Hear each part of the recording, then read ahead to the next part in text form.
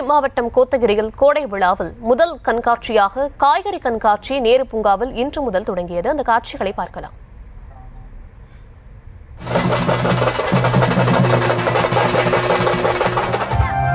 விவரங்களை தர இருக்கிறார் செய்தியாளர் அனீஷ். விவரங்களை வழங்கலாம். தர்ஷினி வணக்கம். நீலகிரி மாவட்டத்தில் இந்த ஆண்டு கோடை சீசனை முன்னிட்டு கோத்தகிரியில் கோடை விழாவின் முதல் கண்காட்சியாக காய்கறி கண்காட்சி இன்று துவங்கியது. இந்த காய்கறி கண்காட்சியை நீலகிரி மாவட்ட ஆட்சித்தலைவர் லட்சுமி பாக்யா தண்ணீரு ரிப்பன் வெட்டி துவக்கி வைத்தார். இன்றும் நாளையும் நடைபெறும் இந்த காய்கறி கண்காட்சியில் சுற்றுலா பயணிகள் கவர்வதற்காக டன் கணக்கிலான காய்கறிகளால் பல்வேறு உருவங்கள் வடிவமைக்கப்பட்டுள்ளது. குறிப்பாக நுழைவாயில் பகுதியில் அமைக்கப்பட்டுள்ள மயில் உருவமானது முருங்கைக்காய் தோகைகளோடு இடம்பெற்றுள்ளன.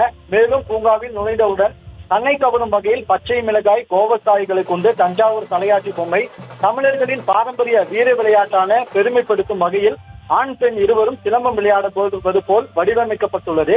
இது மட்டுமின்றி பூங்கா மையப்பகுதியில் 1.15 டன் நாட்டு கத்திரிக்காய்களால் 8 அடி உயரம் கொண்ட திமிரும் ஜல்லிக்கட்டு காளையை அடக்கும் காளையன், கேரட் மற்றும் கத்திரிக்காய்களால் உருவாக்கப்பட்ட வண்ணத்து பூச்சி, நாட்டு கத்திரிக்காய் கோவைக்காய்களான மரகத புறா, 800 கிலோ பச்சை மிளகாய்களால் ஜோடி கிளிகள் கண்காட்சிகளில் இடம்பெற்றுள்ளன.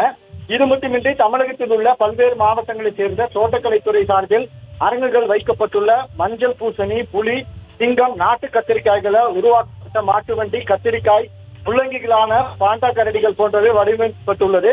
கோத்தகிரியில் நடைபெறும் 13வது காய்கறி கண்காட்சியில் மொத்தம் 2.5 டன் காய்கறிகளால் பல்வேறு உருவங்கள் வடிவமைக்கப்பட்டுள்ளது. சுற்றுலா பயணிகளின் கண்களுக்கு விருந்தாக அமைந்துள்ளது. தர்ஷினி, விவரங்களுக்கு நன்றி.